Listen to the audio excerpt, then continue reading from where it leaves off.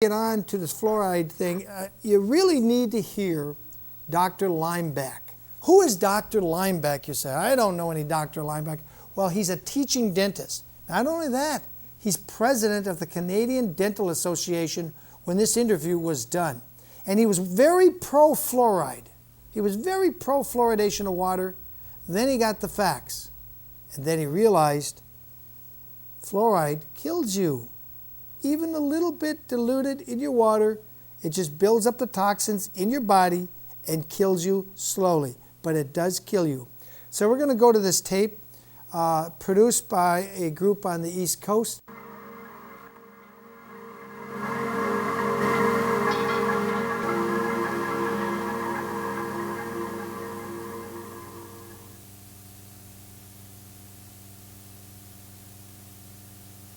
In April of 1999, one of Canada's leading dental researchers began calling for an end to water fluoridation. That researcher was Dr. Hardy Lineback, president of the Canadian Association of Dental Research and head of preventive dentistry at the University of Toronto. And I guess I'm here in Mississauga because here we have in yourself a practicing dentist, an expert advisor to the Canadian Dental Association, and president of the Canadian Association for Dental Research, and the chairman, head of the Department of Preventive Dentistry at Toronto. But about a year ago, the name made headlines in Canada and beyond when you came out and said you were opposed to fluoridation. What led up to that? Basically, it started in 1992 when I helped a colleague of mine, Chris Clark, who's a public health dentist at University of British Columbia. Together we organized a workshop to look at the issue of whether or not fluoride supplements should be banned for children who are susceptible for dental fluorosis. What is a supplement? What's a fluoride? Fluoride supplement is a tablet of fluoride that gives you the equivalent of a daily dose of fluoridated water. It's a dose that we had always assumed was necessary to protect kids in non-fluoridated areas. So this would be a tablet that they would swallow? Yes, or chew and swallow. Chew and swallow, yeah. And what was your conclusion about the benefit of those supplements? At the end of the conference, we had experts from all over the States and Canada come together. We came up with a new schedule saying basically, let's ban fluoride supplements for kids under the age of 3 because it was causing dental fluorosis. And it wasn't providing that much of a benefit at all. Now, what was it then that took you from opposing supplements before the age of 3 to opposing having fluoride in the drinking water? A number of events occurred. First, I was asked to reorganize another convention or conference on fluoride supplements because the organizations couldn't agree.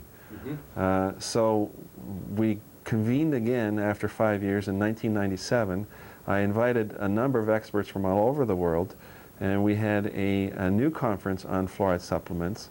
And during that time, I reviewed the literature as well and discovered that there really wasn't any evidence that fluoride swallowing does any good. In other words, systemic fluoride has very little to do with protecting teeth. It's the contact of the fluoride with the teeth after they appear in the oral cavity, after they erupt, that provides the benefit. And that's when I decided that, wait a minute, we're now using fluoridated water as a drug. We're ingesting it. It really should be used as a mouthwash. We shouldn't be using it to swallow and expose our kids to systemic fluoride. Now, how many dental researchers around the world agree with you that the benefits of fluoride come from applying the fluoride directly to the tooth rather than through the whole body? I would say the majority of dental researchers who are knowledgeable about fluoride, karyology, the mechanisms of how fluoride prevents dental decay, the majority would agree that it's a topical effect.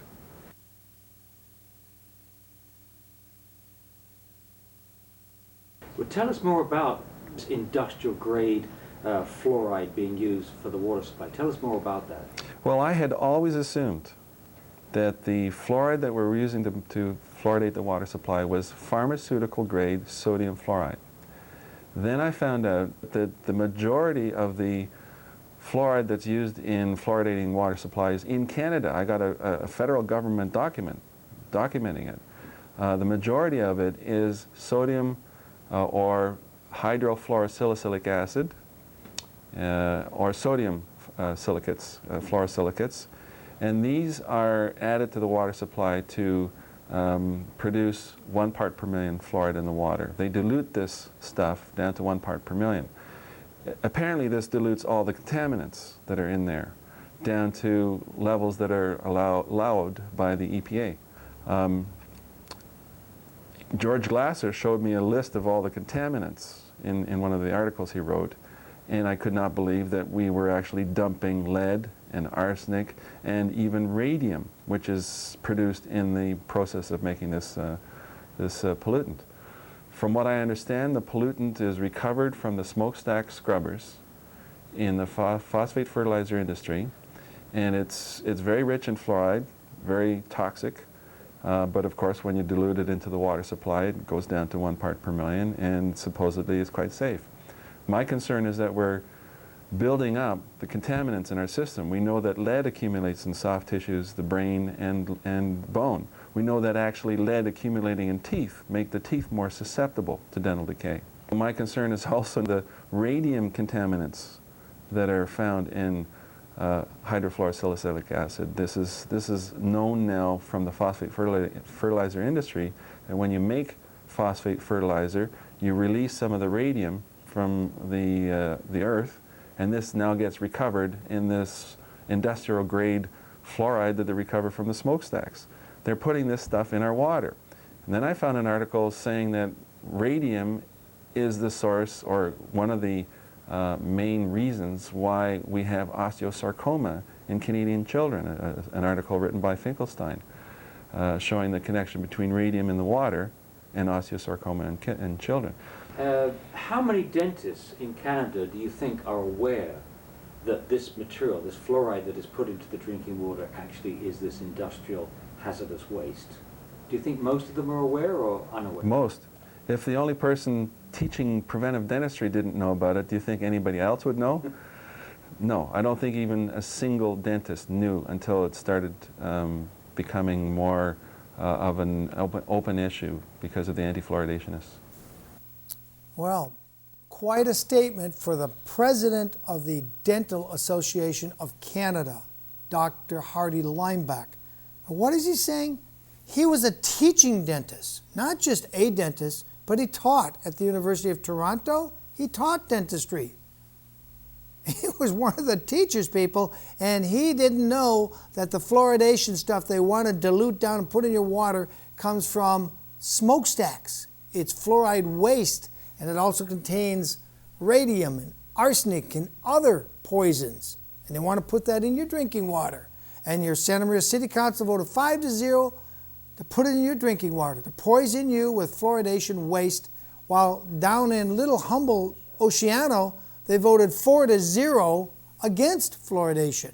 Just like Dr. Lineback didn't have the information. In fact, you just heard him admit they don't even have the journal called Fluoride in their dentistry school. So they wouldn't have read anything that tells them anything about being poisoned, about causing bone cancer, causing brain damage to children, causing genetic damage which is permanent and irreversible in children. None of that was taught to the dental students. No wonder there's so many dentists out there saying, fluoride's great, fluoride's wonderful. Well, maybe it isn't too terrible if you don't ingest it, if you don't swallow it. That's why when you have the fluoride treatment in a dentist and they put that on your teeth, they always tell you spit it out. They never say, oh, you can swallow it, it'll be good for you. They say spit it out. Anyway, let's go back to Dr. Lineback. It's really good information here, and I'll be back in a few more minutes. When you talk to other dentists and they hear about this being an industrial waste product, does it faze them at all, or what's the reaction? The first reaction is prove it. Yeah. They don't believe it. They don't believe it. No.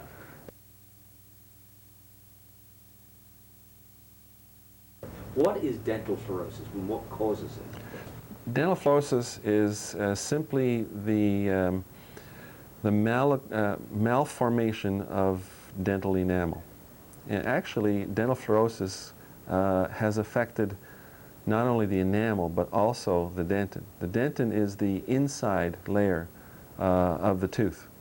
The surface layer is the enamel, and that's what we see. We see white spots on kids' teeth, and that's what we call dental fluorosis.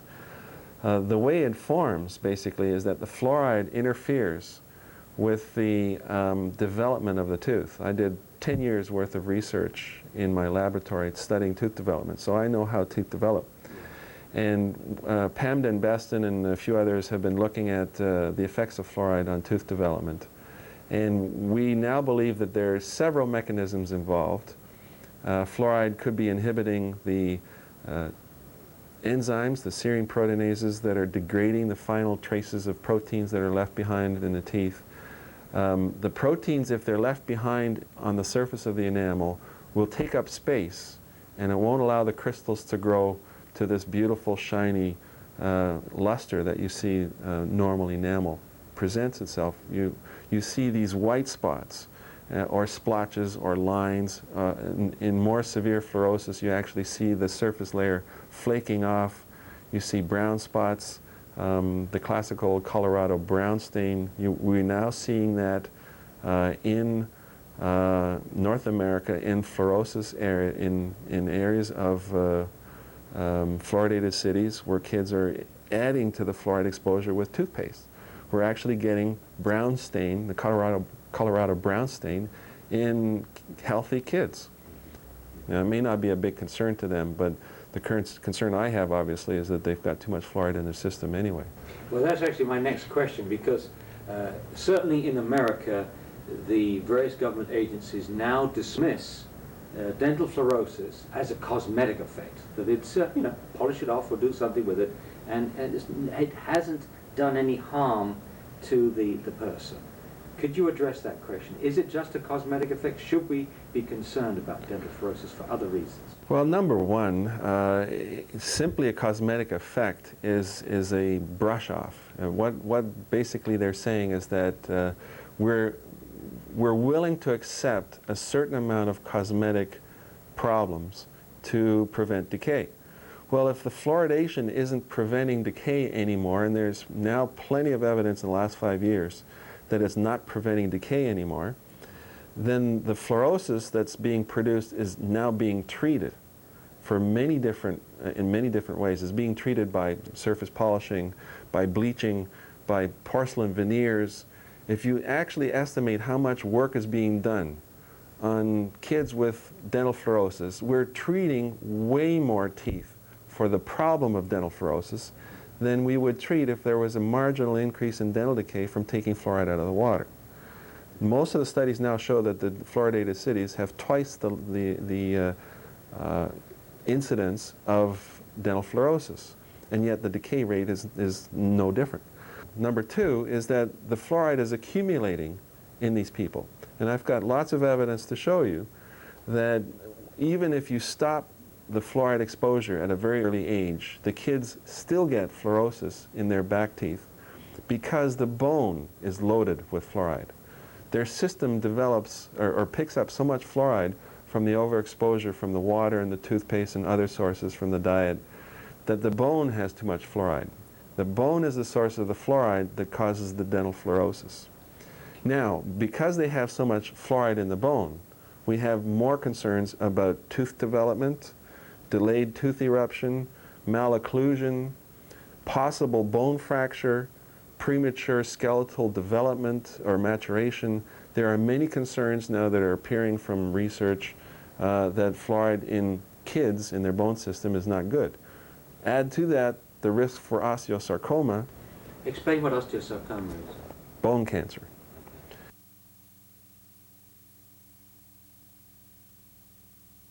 Now, I have a serious concern about bone cancer. We're starting to see some publications now that links fluoridated cities with bone cancer.